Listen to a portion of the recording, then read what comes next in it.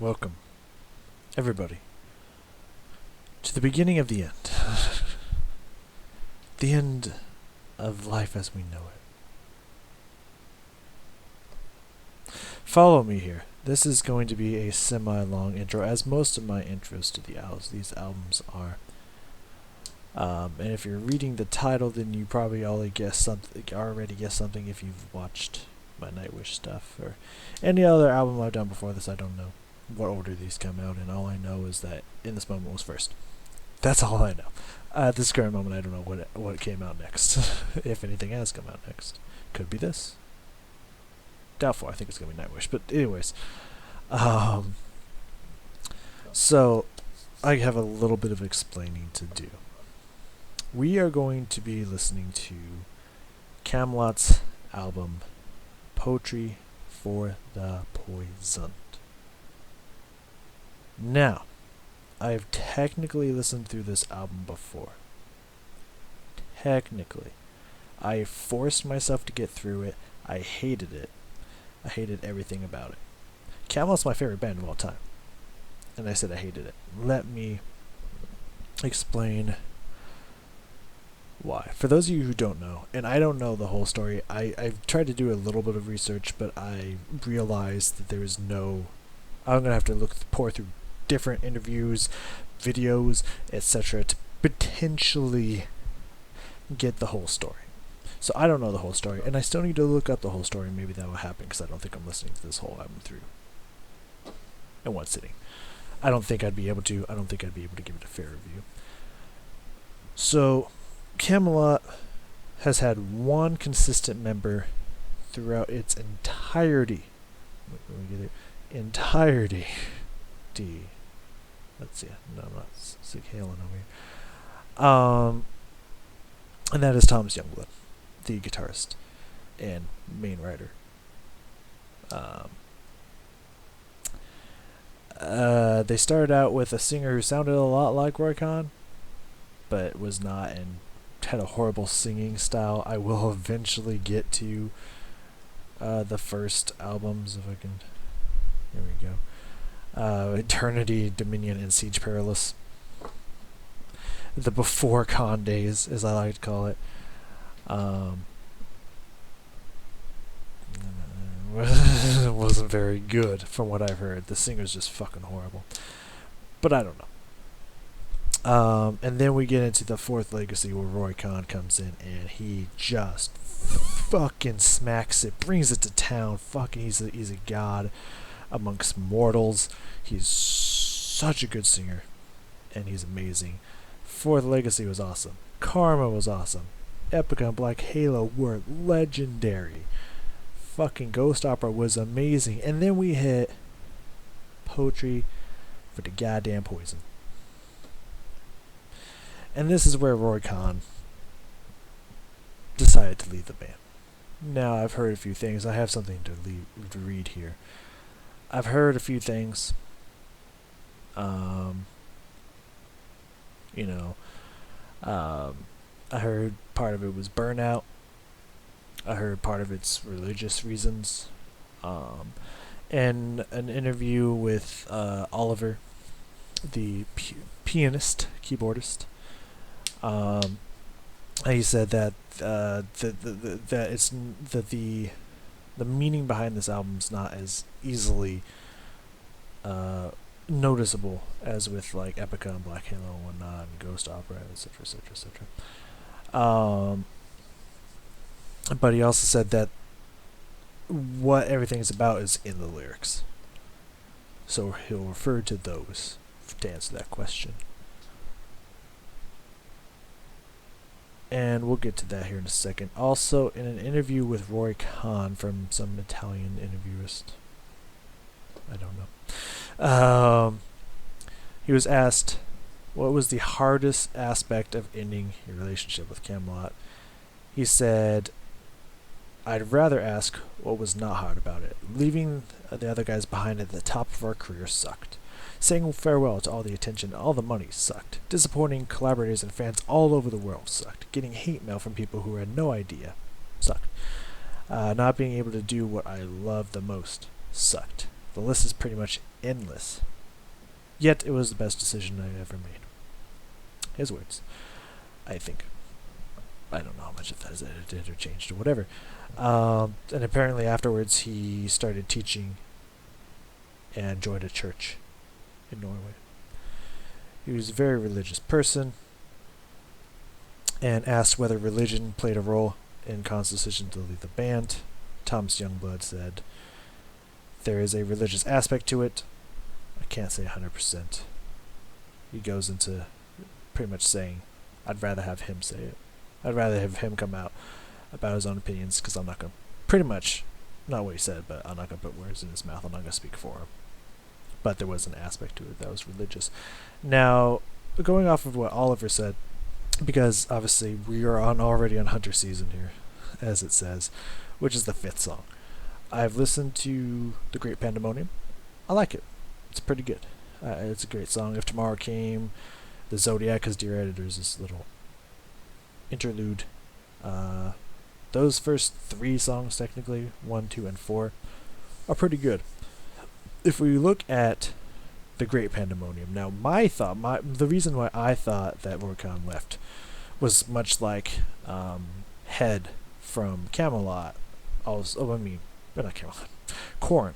But kind of found God and is like, I don't like what I'm doing anymore because God is the right answer, and left. Whatever your religious reasons are, opinions, values, I'm not here to judge. I'm not here to say, fuck you, your religion's stupid, or anything like that. Me personally, not religious. But I'm not going to knock you for being religious. It's your choice. I don't care.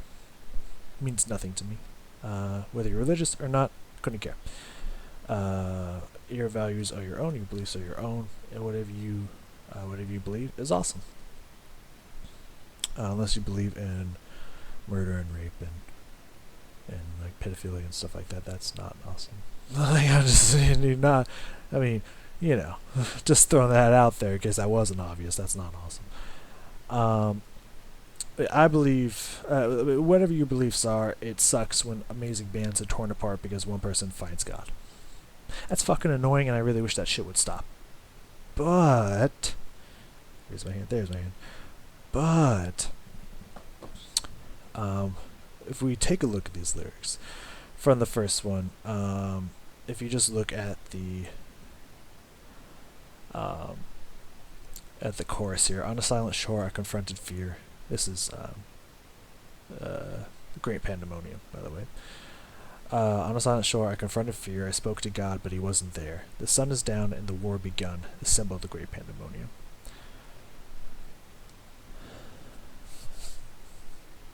Now, that to me really just kind of led home that it seems like Rorkan has always struggled with his religion. When he's told the story of Faust, however you pronounce that, through Epica and Black Halo, I really believe that he saw himself as the main character of Ariel, as just always searching for a god, but never getting responses back, feeling like kind of abandoned by God, kind of like not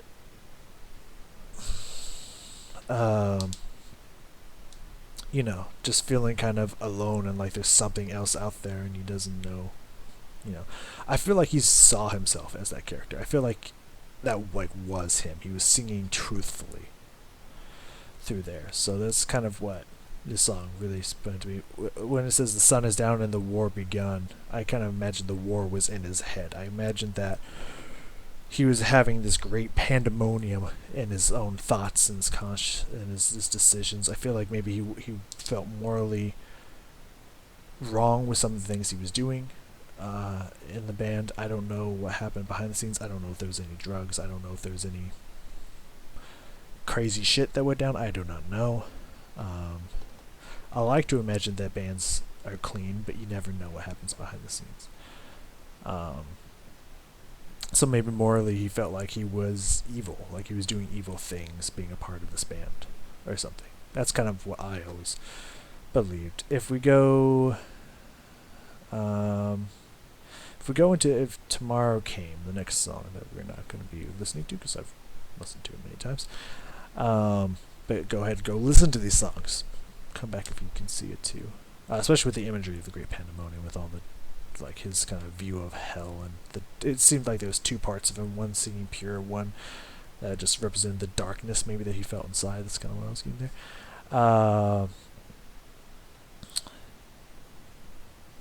If Tomorrow Came really kind of seems like she's talking about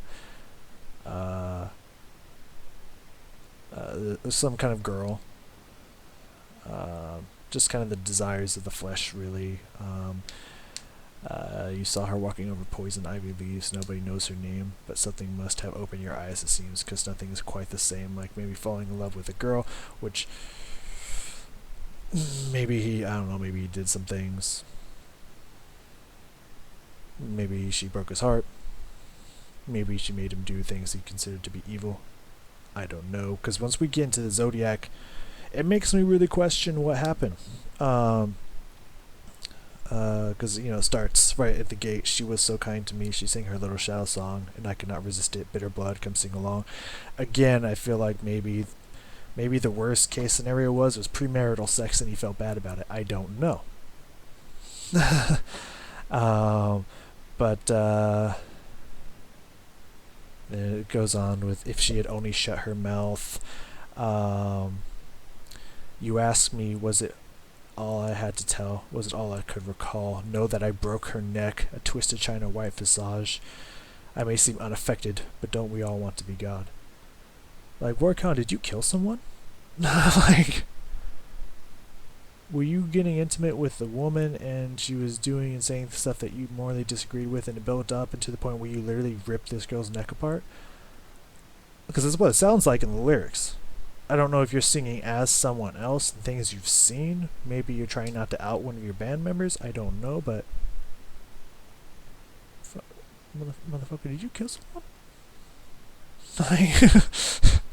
Because if you're saying, oh, it's pretty clear in the lyrics, and that's what all of you are saying, like, the lyrics tell the story. Bitch, did you kill somebody? Because, like, were you doing things that was just like, I feel evil, I'm sinning, I've truly gone off the deep end? Like, that's all I can really gauge from the lyrics I've seen so far. So, with that being said, let us continue to see... Oh, I've also watched House on a Hill, by the way, but anyways. Let's see if we can gauge anything else from the rest of this album, which is going to be hard for me to get through because it's pretty much Warcon just kind of being like, I'm done, I'm out, I feel evil or bad or something. That's kind of what the songs say to me, so it's hard for me to get through these because I respect Warcon. He's one of the best singers I've ever heard in my entire fucking existence. But let's see if we can push through this song and maybe do research in between the songs. I'm going to try to, because again, this might be the only song I recorded theirs today. Come back to it later because my throat's already feeling it. And I'll try to look up interviews and more stuff and see if I can really piece all this together, if it's a mystery or not. So let's... Hunter Season. Or just Hunter Season. Let's find out. Sorry for the extremely long intro, but this album is really personal to me because there's like a mystery about it. There's some shit that seemed that went down, and it ended up taking away one of the greatest singers we've ever had.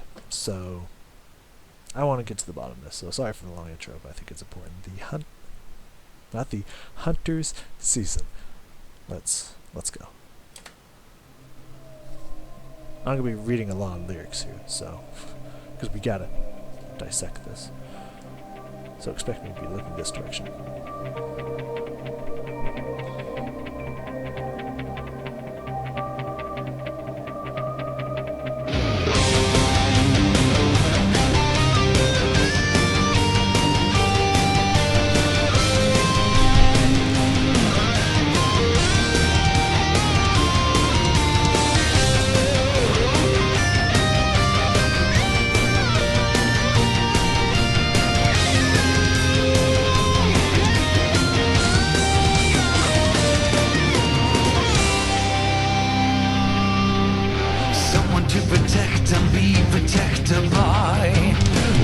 Certain fury would come. Someone to respect and be respected by. when deprivation took its toll on you. No more to defend, fading away.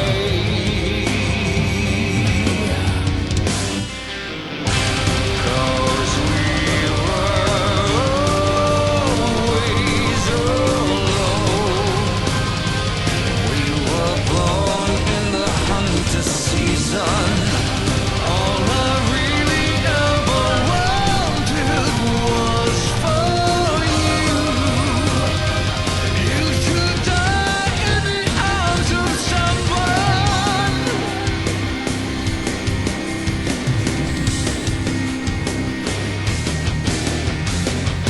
Someone to remember, hold me to the ground when the sudden glory is gone. Mother, would you send a sign, a message down? Consolidation with your only son. No more to defend, for someone to love.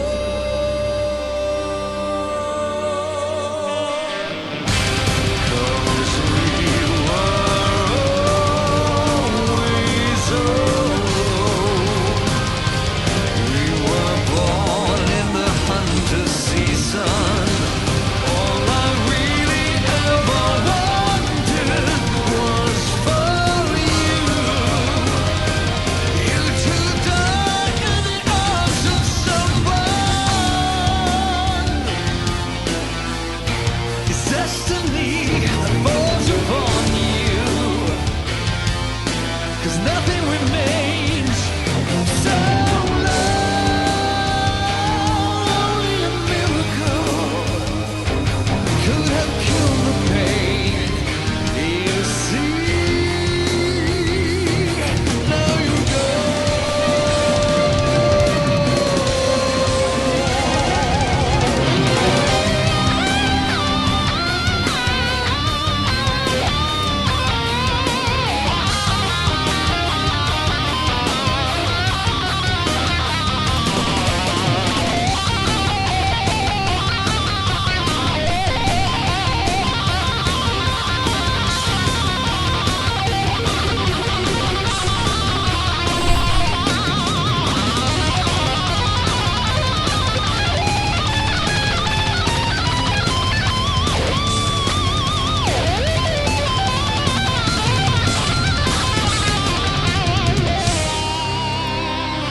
Silent custody.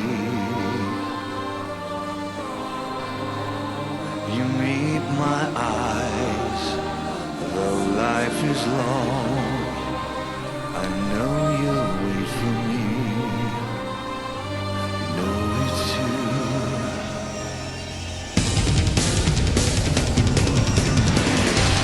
Cause we were always alone. We were born in the hunter season. All I really ever wanted was for you. You to die in the arms of someone.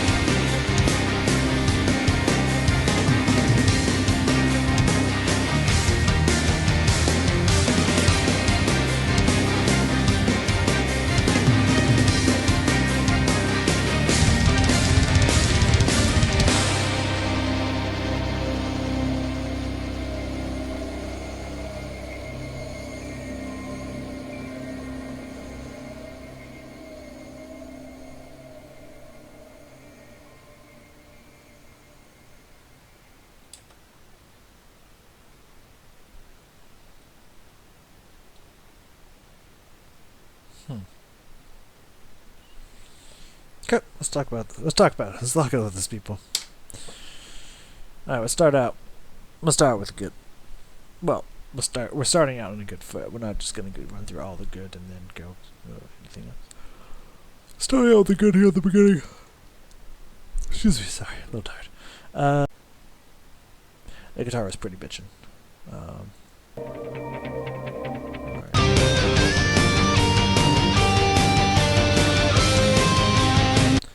With all the explaining I did and all that shit, I forgot that, we still got Thomas at the fucking on the guitar, and he is amazing. He's really good. So when that guitar came out, I was like, oh yeah, dude, this is fucking Kamelot. Let's go. It was a really good guitar. Let's look at this lyric that blew my fucking mind. At the end of the chorus here, all I really ever wanted. First off, if we just cut off the part in the arms of someone, we cut off that ending. Let's just read this here. Let's just read this straight up. As we cut off that ending here. All I ever really wanted was for you to die.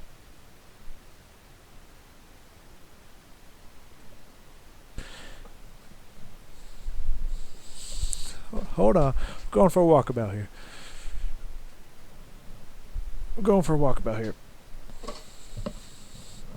Sorry, I don't want to get this cord up here.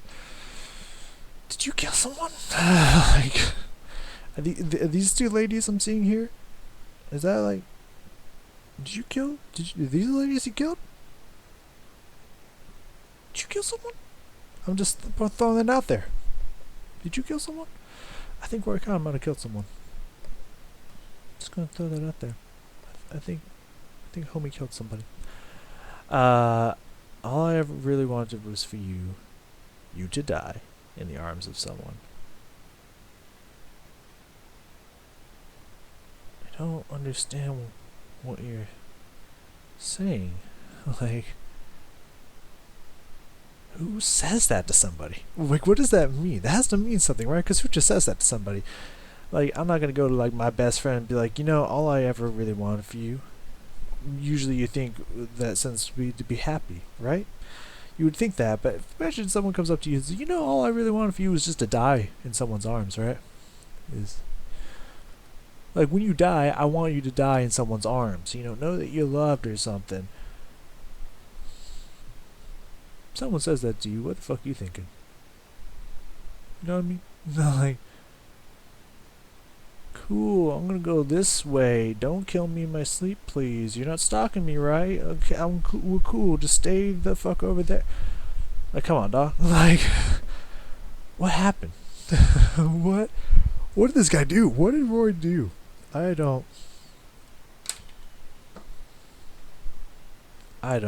can't really gauge anything off of these lyrics here. I do think some of them, again, I think kind of like in Meadows of Heaven, I kind of feel like there's a lot of these lyrics in these songs are just to kind of tell a story, and so I don't think they all fit very well. I really like the someone to protect and be protected by. I really like the rhythm there. But every time, like, it's same with someone to remember only to the ground, and mother, could you send a sign or message down? Just like someone to respect and be respected by. That, like, the lyrics are cool, they flow, it feels good, but the lyrics in between those, it just feels like he's just trying to throw words in there as fast as he can. Make them stick. I gotta tell a story, get these words in here. Like, when that certain fury would come, when deprivation took its toll on you, it doesn't sound like it gels well. It just doesn't. Someone to respect and be respected by. Let's go to this first one's When that certain fury would come. I don't know, it just feels like it's just pushed in there. It doesn't feel like they flow. Do do do do do. It just feels silly as fuck. I don't know. I just don't like those lyrics. It doesn't feel like they're metered right. It feels like it's that one. It feels like it's too short, but some of them are just crammed in there and just it doesn't sound good, which is weird because I've never experienced that with Kamelot before. I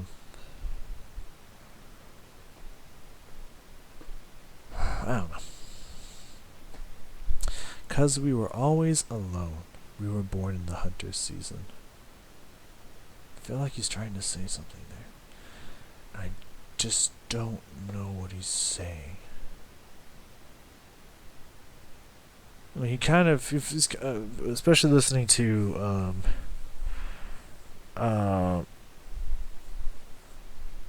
Serenade. It was Black Halo, Serenade, Memento Mori, songs like that. He kind of has this.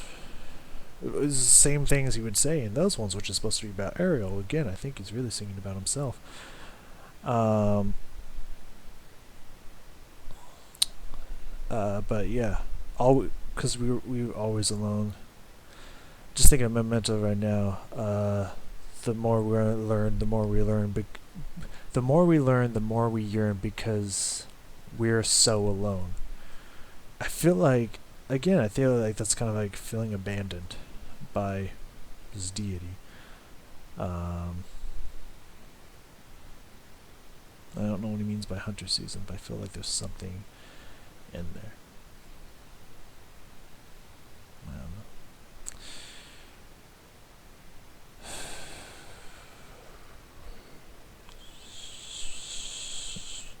I don't know. I think there's some kind of relationship or something that happened.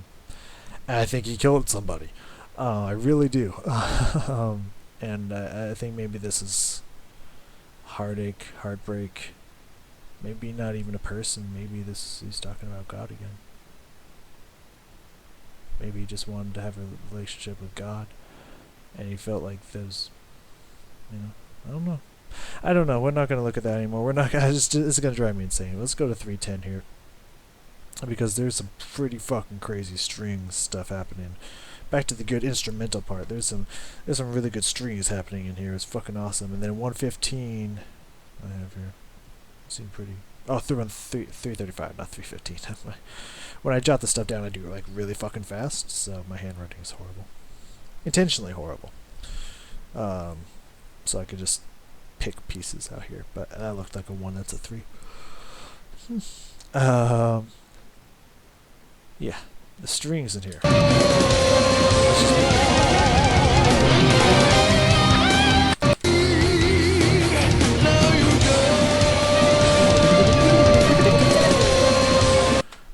That's a run right there. That's a fucking run. It's just only for like 4 or 5 seconds, but those strings just fucking strumming their fucking hearts out. That's fucking epic. It's epic as fuck. And 335, this solo doesn't sound like a solo that I would expect from Kamelot. It doesn't sound like a typical Tom Young solo. The beginning does, but this one here seemed a lot harder, a lot heavier. It was different.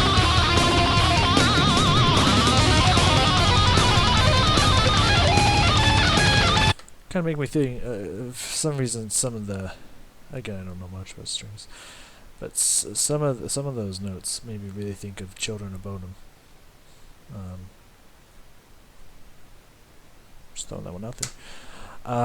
So yeah, it doesn't make me think of Kamelot. It makes me think of like a much heavier metal, like that about a kind of artist that seems kind of out of place, but also I kind of really think tries to drive home the intensity, the darkness of these lyrics.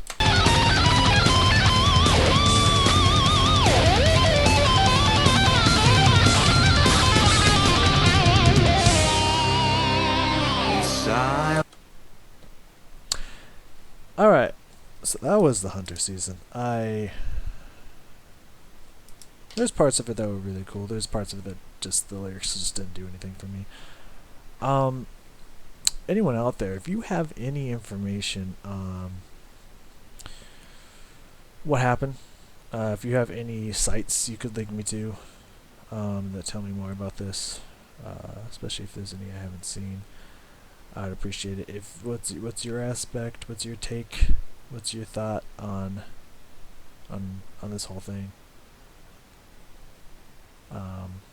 Feel free to talk to about it. I don't know. Do you think Oricon killed someone, or do you know any information? Let me know, cause I'm sorry if I say it a lot, but I think this motherfucker killed someone. Just putting it out there. Anyways, thank you for watching. The next one, I promise, will be shorter. It's not House on the Hill. I've heard that one. Beautiful send-off between Roy Khan and Simone Simmons. They're literally the king and queen of symphonic metal, in my opinion. Just together, just like on The Haunting. Fucking knock it out of the park. So good. The next one we're going to do is Necropolis. I mean, it's going to be one hell of a ride. People, stick in, because we're in for probably one of the craziest albums I've reacted to and probably will react to for some time. So, join me, will you? It's going to be crazy.